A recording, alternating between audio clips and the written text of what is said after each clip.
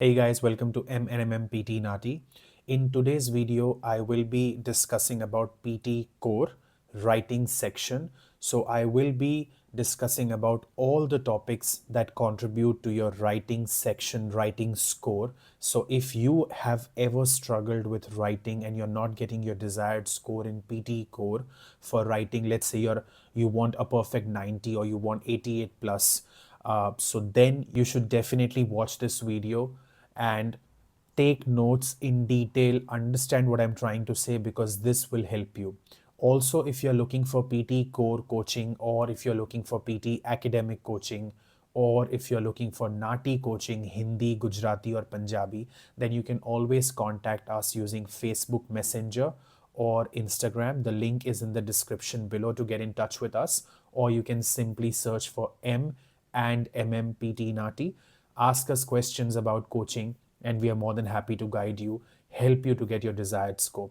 But let's first start with PTE Core writing section because I recently gave my PTE Core exam and I managed to get a perfect 90 in all four sections and hence a overall score of 90. So what I have decided is I will make a video one by one for all four sections. I have already made one for speaking 90, how to get speaking 90 for your PT core exam. Now I'm making for writing. Next would be my reading and then listening at the end. So do watch all these videos so that you can get a perfect 90 for your PT core exam. So to start with, let us understand what topics do I need to prepare if I want a perfect 90 in my PT core exam writing section. So the first topic would be summarize written text. The second topic will be write email. So these two would be in your writing section, but then you also have fill in the blanks, reading plus writing from your reading section. Then you have summarize spoken text from your listening section. You have fill in the blanks, listening from your listening section, and then you have write from dictation from your listening section again. So in total, you have to prepare 6 topics properly so that you can get a perfect 90 in your PT core writing section. Let us look at them one by one. So to start with, I will cover summarize written text, which is part of your writing section. In writing section, you'll get 2 questions. First is summarize written text, then is write email. So for summarize written text, what happens is this is how your screen looks like in exam. They will first explain you what you have to do. So they will always give you some text, some information, and your job is based on that text that they have given, you have to write down a summary in the box given below. You have to type the summary, right? Also, the cut, copy, paste option that you see, you will not be able to copy text from the information or the question given in the box. What you can do is if you have written something and you wish to copy it so that you can paste it later in the box, within the box you can do your copy paste, but you cannot copy anything from the question and paste it in the box given down there. So try and not use copy paste option when you practice because in exam you will actually have to type. So they will give you 10 minutes to solve one question. Let us look at what happens in summarized written text. You can expect 1 or 2 questions and the weightage is approximately 88 to 16 marks out of 90, which gets divided in your reading and writing section because first you are reading the text given to you and then you are writing. So both reading and writing will get marks. You will get 10 minutes per question, and your word limit to write down the summary is between 25 to 50 words. So you have to make sure that your summary is between this word limit. Word limit is very important.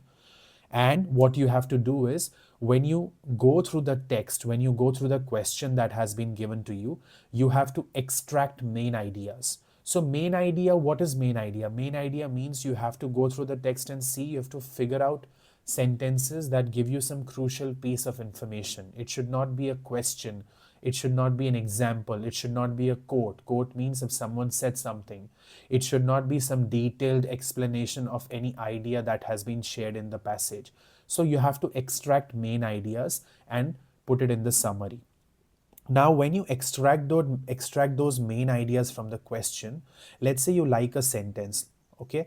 What you have to do is you have to write it as it is in the box given below. You don't need to paraphrase or make any changes. It is not needed. Even if you write the way it is given to you in the text, you will get a perfect score. The idea here is you should be able to extract main idea and type it down in the box given. That is what you're getting marks on, not how good your paraphrasing is. You don't need to paraphrase anything. You don't need to do active to passive or use synonyms to make some changes from the sentences which are there in the text, right? Now, your summary can have more than one sentence. So when you write down the summary in the box given below, you can write summary in two sentences, three sentences, more than one sentence, right? And what are the characteristics that you need to be careful of? There are five characteristics you need to be careful of. Content being the first one. Content means your summary that you are writing, the sentences you write in the summary, take it from the passage given to you, the passages given to you, because it is absolutely fine to do that. Form means word limit. I've already shared what is the word limit. Try and keep your summary within that word limit because that is what will give you a full score. Grammar. Whatever you write should be grammatically correct. So when your typing is done, you should read your summary and make sure that whatever you have written is grammatically correct. Vocabulary. Vocabulary marks you will get provided you have written the summary from the content from the text given to you, because when the system will see that your summary has words related to the question, you will get vocabulary marks because you have successfully extracted main ideas, and that is what vocabulary is all about. Relevant words relevant to the question given.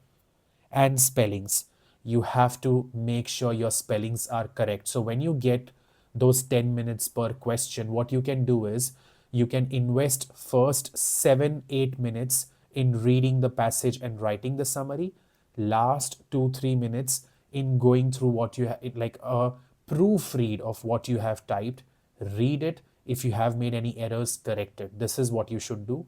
Then click next and move on to the next question. All right. Now, what I will do is I have a question here that you can see on your screen. You can pause the video. This is your question, and then try to write down the answer.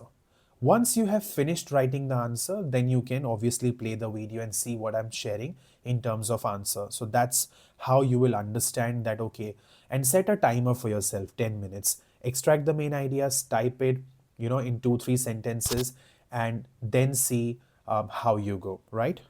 So in terms of answer, what I have done here is I have first selected the main idea. So first sentence according to me that was main idea, that according to me was the main idea was, what makes teaching online unique is that it uses the internet, especially the World Wide Web, as the primary means of communication. So that sentence is a main idea according to me from the question given above. So I have written that sentence first. Then I've put a full stop because I've shared that you can write more than one sentence. Now, because I want to write another sentence, I need some sort of a connector so that I can start my other sentence. So for connector, you can use words like moreover, you can use additionally that I've already used here. You can also use however if you're writing something opposite to the previous sentence. You can write furthermore if you want to use two connectors. You can use moreover and furthermore, like in two different sentences. So there are several connectors you can use. I feel additionally is the easiest connector because you're just using it because you want to add something. That's as simple as that. So additionally, comma, and then the next sentence that I feel is the main idea is online learning offers more freedom for students as well. So according to me, these two were the main ideas because they were giving me some crucial piece of information from the question that is given to me, and I have written them, as in I have written two sentences and I have used a connector after the first sentence just so that it grammatically makes sense. So I've taken care of my content and vocabulary. I've taken care of my word limit because it is 32, which is between 25 to 50 words. That is my word limit. I've taken care of my grammar, spellings, everything, and hence I am eligible to get a perfect score. And this does contribute to writing in a large extent, so we have to prepare this question. And what we normally do with our students is whenever they practice summarized written text, we ask them to send us the picture of their summaries in the Telegram group that we create with students. So what we normally do is we have a group on Telegram, so only that student is there, and then I'll be there in that group, and Manmohit is also there in that group. So there is no other student in that group, so that our students feel confident in sharing what they have practiced, because there is no other student looking at what they have done, and hence they get feedback on their summaries and other topics that they have done. Even they would post their speaking audios in that group, and that's when we will listen to their audios, we will look at their summaries and tell them if they've done a good job, or if they need to improve, then where they need to improve, etc. The next topic that you will see in your writing section is write email. Now, this is again an important topic, and you need to master it if you want a perfect 90 in your PTE Core writing section. All right. So, again, this is how your computer screen will look like. They will give you a question. In write email, you have to be careful that whenever they give you question, there will be three categories that they will ask you to discuss. In this screen, if you look, there is a language festival using local celebrities and evening courses. Every write email question will have 3 points that they want you to discuss in that email. That is the most important part of write email question. Those 3 points that they give you have to make sure that you discuss about all three of them in your email. If you miss any of them, you're not getting a very good writing score. That is what is important. So, in write email, what happens is they will give you in the question that there is a situation given. You have to read it, you have to understand the situation. They will give you 9 minutes per question, and you have to write down at least 100 words. They will tell you that in the question. So, at least 100 means minimum 100. You should try for a little more than 100, right? Now, then they will give you the question, and they will give you the space like a box to type.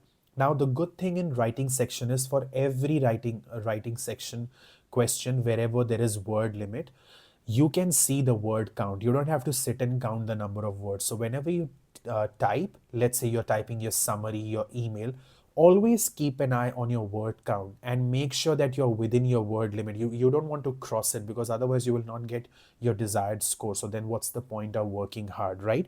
So anyways, let us look at a question. So before we look at the question, there is two things that I want to share. First is the template, because in write email, I have a template that I will share with all of you. You should save it with you. Take a screenshot for now if you like, write it in your notebook, save it somewhere so that you don't lose it, and use that template for every write email question. So in exam, you will get 2 to 3 questions. Let's say you got 3 questions. You can use the same template for all 3 questions, right? And the weightage is 10 to 15 marks out of 90, and all of them will go to writing. Imagine you getting 3 write email questions. That means 15 marks in your writing section. That's a big number. Please make sure you practice this topic properly. 9 minutes per question. We have discussed that. Word limit, what they say is 50 to 120, but the question itself is telling me write at least 100. So what I will recommend you is write more than 100 and less than 120, which means try to be between 100 to 120. This should be your word limit in order for you to get a perfect score. Now, what are the areas I need to be careful of if I need a perfect score in my write email? First is content. What is content?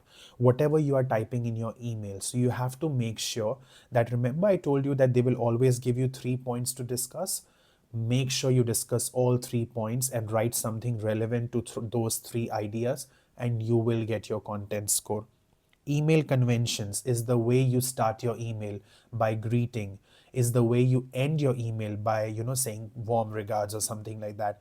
That is also important. Form is again word limit, and as I have recommended, please stay between 100 to 120 when to get a full score. Organization. Organization means how do you organize your essay? Have you covered all 3 ideas that they want you to cover, or have you just discussed one and you've forgotten two? Have you done that? Have you concluded your right email? Have you introduced your right email? Have you created a body paragraph where you have discussed all the ideas? So that's organizing your write up, your email. So that is very important. Grammar. Whatever you have written has to be grammatically correct. Vocabulary. Whatever you have again written in your email, is it relevant to the question that has been asked? Next is spellings. Have you made any spelling mistakes? If you have made spelling mistakes, you need to correct them. Again, have a habit of finishing this question in about 7 minutes, so that last 2 minutes you can invest in proofreading and making corrections in case you've made any error. All right, let us look at a question.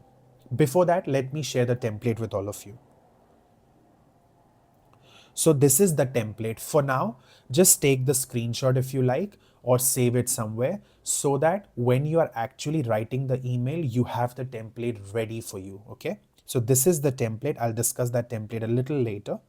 For now, let's look at the question of write email. So this is how they will always give you a question. First, they will explain you the scenario. Let us go through the scenario. The local park is looking to enhance its environmental conservation efforts and encourage community participation. You are an active member of the local environmental club and would like to make suggestions to the park's management. Write an email to Miss Green, the park manager, proposing 3 suggestions for ways to involve the community in the park's conservation activities. You should write at least 100 words. Again, they are emphasizing on that part. So you know that you should write at least 100. Then they have given you 3 points, which is community cleanup day, educational workshops on local flora and fauna, a sponsored tree program. So these 3 are the points that you should be covering in your email. Now let us look at the template. So when you begin your write email, just introduce as in first greet them, say hello dear, whatever the name is given, in this case Miss Green. Then I'm writing this email about topic sentence. Topic sentence means select one sentence from the topic. So in this case, the topic sentence is the first 3 lines that you see, from the local park is looking to enhance till the very end. Now, don't select an extremely long sentence, or don't go for entire paragraph, because you have to be careful of your word limit. So in case initially if you've written a lot, that's fine. Later, if you feel there are a lot of words you've written, you can always delete a few from the topic sentence. So you can select any one sentence or phrase. Phrase means a group of words from that topic paragraph. Then, to start with, I would like to shed some light on topic sentence. Again, write something from the topic, as I believe this is an important subject and needs to be addressed. Firstly, I feel idea one. Now, idea one means you should talk about the first point that they have given, a community cleanup day. Write down a sentence about community cleanup day that should discuss something related to that part of the topic. So that is taken care. Then what you can do is additionally. I would go for additionally in this case, because I just want to talk a little more about the other 2 ideas. Additionally, I also believe that, now idea 2, what you can do is the other 2 points, educational workshops on local flora and fauna, and a sponsor a tree program. You can talk about those 2 points after writing additionally. Cover both of them in the same sentence, because we don't have a lot of word limit. That's why we don't want to create separate paragraphs for 3 ideas. Second and third point, cover it in the same sentence. Then, to conclude, I feel that the ideas that I have shared above will add immense value to the topic sentence. Again, select a phrase or a sentence from the topic. Warm regards, your name. Now, we've discussed this. Try to write down the email, pause the video, write down the email, and then I'm now sharing the answer. See if you can match it. Okay. So this would be my answer. Hello, Miss Green. I have done my greeting. I am writing this email about encouraging community participation. So let us see if I have taken it from the topic sentence. If you look at the first line, it says encourage community participation. So I have not made any unnecessary changes, any paraphrasing. I have taken a phrase from the topic sentence and I have put it there. The reason I have not taken a very long phrase is because I want to make sure that I am following my word limit, right? So then, To start with, I would like to shed some light on park management. Again, I took something from the topic as I believe this is an important subject and needs to be addressed. Right? Now, now comes the part where you have to use your brain a little bit, which is ideas. Firstly, I feel we should organize a community cleanup day in order to create awareness about cleanliness. So I have finished my first point, which is cleanliness thing. Second, in addition, I also believe that educational workshops on local flora and fauna will help create a better future, and arranging a sponsor a tree program would be a great step towards a green future. So all I have done is I have made sure that those words that were there as points in the question, they are covered here. The software should recognize that yes, all 3 points are covered. This student has written about all 3 points. And you have to make sure that you don't give any detailed explanation, but you discuss those 3 points in brief, in short, right? Then, to conclude, I feel that my ideas that I have shared above will add immense value to the subject of environmental conservation. Again, environmental conservation was there in the topic. Warm regards, Mohit. I've written my name. Now, after reading the email, you will not feel that this is an extraordinary email, like, wow, what an email. I mean, such great words. No, keep it simple. Your target is to make sure you cover all 3 points. You write about all 3 points and you write within your word limit without any grammar or spelling mistake. That's it. And you will get your perfect score, right? Let's move on. Next is fill in the blanks reading and writing. Now, I agree this is a boring topic and it is not as easy as many other topics. Students, what I've seen is they will dedicate their 100% to speaking section maybe. They'll practice it a lot. But when it comes to practicing reading section blanks, it is boring and hence they don't practice it. The only way to practice fill in the blanks reading writing is number one, go through the collocation list of Pearson. Pearson's collocation list. You should at least go through it once, if possible, twice. And practice 25 to 30 blanks on regular basis. You can use any website for practice, that's not the problem. But make sure you practice this topic, fill in the blanks reading writing, because you're getting like 5 to 6 questions and this is contributing heavily into your reading and writing sections, right? Your reading is getting 25 to 30 marks out of 90 and writing is also getting 25 to 30 marks out of 90. That's a big number. And we know that what happens here is you'll get a paragraph with a few blanks, and one blank is like 1 mark. One blank is one word. You have to select, there's a drop down list. You click on it, you'll get a list of options. You have to select one of them. Now, let's say while you practice, out of 5, you get 2 or 3 right and 1 or 2 wrong. What do you do after that? Do you just go to the next question? No. When you get wrong answers, make a list of those words, write down the correct answer, write down the meaning of that word, maybe write down the meaning of that word in your language if you speak some other language. You need to understand the meaning of those words. Most of the times, the reason you get a wrong answer is because you're not clear about the meaning of that word. So make a list of those words with their meanings, revise them regularly so that you know that okay, these are the words I was not clear about. And then obviously after practicing so many words, so many questions, you will be able to do good in exam. So practicing regularly for fill in the blanks reading and writing is crucial. Going through all the words in the collocation list is crucial, and that's how you'll be able to nail this topic. Also, along with collocation list, what will help you to get score in your reading writing fill in the blanks is the correct knowledge of grammar rules. So what I will do is I will put a link of a video about grammar rules that we have made in the description below. So I would highly recommend all of you to watch that video, to make notes from that video and understand those grammar rules, because using those grammar rules, it will help you to get more correct answers for your fill in the blanks of reading writing as well. Let's move on to the next one, which is summarize spoken text. This is the very first topic of your listening section. Now, for summarize spoken text, I just want to share a few tips. What happens is you listen to an audio. When you listen to an audio, try and write down 2 meaningful sentences from the audio. Just 2 sentences from the audio, but write those sentences should be meaningful. You can't write a sentence that doesn't make any sense. So let's say you are listening to the audio. What you can do is they'll give you a notebook and a pen. Just divide your page into two parts, like just make a line in the middle, put two bullet points. When you listen to the audio, write down the first sentence, then write down the second sentence. Just two sentences, but meaningful sentences, okay, from the audio. Then when your note taking is done, now is the time to type the summary in the box given below. Clear? So, what do they tell you? That the word limit is between 20 to 30 words. So, you have to be between 20 to 30 words. Now, honestly, 20 to 30 words is not a very long summary. It's not too hard to write something between 20 to 30 words, and hence we should not be using any template.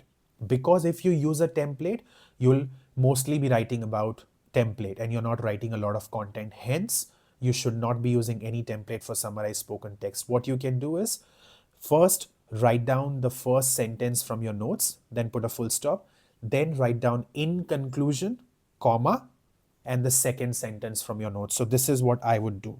Let's say this is my first sentence from the notes, full stop, then in conclusion, comma, and then second sentence from your notes, put full stop. But these two sentences over here, one and over here, one, these two sentences should be from the audio. They should be grammatically correct. Your spellings should be correct. They should make sense. If your sentences don't make sense, you will not get a good score. So you have to make sure that you keep these things in mind. Only then you will get a full score for your summarized spoken text. Now, having said that, how many questions do you get in summarized spoken text? 1 to 2 questions for your summarized spoken text. When I gave the exam, I got 2 questions, so which is good because this is not a very difficult topic if you practice it. And the weightage is 5 to 10 marks out of 90. So you will get 5 to 10 marks out of 90 in listening, 5 to 10 marks out of 90 in writing. So that's a big number because if you're getting 2 summaries, you're getting 10 marks in writing. So I would definitely practice this question and make sure that I don't use template. I make sure that I take 2 sentences from the audio which make sense. That is the key over here, right? And obviously you'll be able to nail this topic. Let's go to the next topic, which is fill in the blanks listening. Now, fill in the blanks listening is not the toughest topic, I would say, in this exam, but sometimes it can be challenging because what happens is they have given you a question which has a few blanks. They are playing an audio for you. Your job is to listen to the audio, and then obviously when you look at the screen, whatever is on the screen is basically the transcript for the audio you are listening to. So you will get your answers from the audio. First, you should write down all the answers in the notebook. Never straight away start typing. That is one of the biggest mistake you will do in this topic. So let's say over here, if you look at the screen, you have 6 blanks. So first I will write down all 6 answers in my notebook. Once that is done, I will start typing the answers in the computer screen. I just have to be careful of a few things. One blank is one word only. When you write down the answer, make sure the spelling is correct and also make sure that if the word should have a uppercase, as in the first letter should have a uppercase or lowercase, and based on that write down the answer. Okay? Please write spellings only, no symbol, no number, figures, only spelling. If the answer is percentage, write down percentage. If the answer is 5, write down FIVE, only spellings. Clear? And one blank is one word and one blank is one mark, no negative marking. So even if you're not sure of the answer, make a guesswork in case you're not sure because you're not going to lose anything. But practice this question regularly because yes, it is important. Sometimes you may get an audio which is very fast. Sometimes you may get an audio where you don't understand the accent. So don't underestimate this question and practice it a lot. In exam, you can expect 2 to 3 questions for fill in the blanks listening, and the weightage, as in the marks, will go to both listening and writing section. 10 to 15 marks out of 90 and 10 to 15 marks out of 90 for listening as well, for writing as well. Again, very important. Yes, Not a very difficult topic, so no need to practice maybe 50 questions, but at least try and practice 4 or 5 questions whenever you practice it. The next topic and the last topic and the most important topic for getting a perfect score in writing is write from dictation. I feel this is the heart of this exam. If you go wrong in write from dictation, then it's very hard to get your desired score. Hence, this is a question that you should be practicing regularly if you want a perfect score. You will get 3 to 4 questions in exam. This is the last question of your exam, so you have to be very attentive when you do this. What happens is you listen to a sentence, your job is to write down the sentence. That is why it is called write from the dictation. Now, always follow 3-step strategy that we always share with our students. What is 3-step strategy? When you listen to a sentence, which you can only listen once, they will never repeat it for you. First, write down the notes in the notebook. Now, how can you write down the notes? There are 2 ways of doing it. Either using initials as in first letter of every word, or you can write down using abbreviations. Abbreviations means short form for every word, or you can also use a combination, some initials, some short form. That note taking is the first step in 3-step strategy. Write down the notes in the notebook. Second step, and this is one of those steps that people forget. Please don't forget it. Second step is write down the complete answer in the notebook first. So let's take an easy example for now, just to understand. Let's say the sentence is, it is a sunny day today in Adelaide. All right. This is my sentence. So note taking is, it is a sunny day today in Adelaide. This is taking notes using initials. Now, step 2 is this, writing the full answer in the notebook first. Don't just start typing straight away. First, write down the complete answer in the notebook. Then, when you've done that, the third and the final step is look at the answer in the notebook and type it in the computer. Be careful of your punctuations. Full stop is compulsory at the end, right? Spellings. If you make spelling mistakes, you lose marks. So please don't make spelling mistakes. Write it down exactly what you've heard in the same sequence. Try not to change the sequence. Try not to add in content.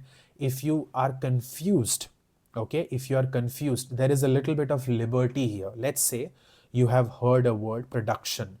Now you're not clear whether it was singular or plural, whether it was production or productions. Then you can write down both the words, production and productions, both the words. You can add that word. You will not lose any mark and you'll get mark for the correct word.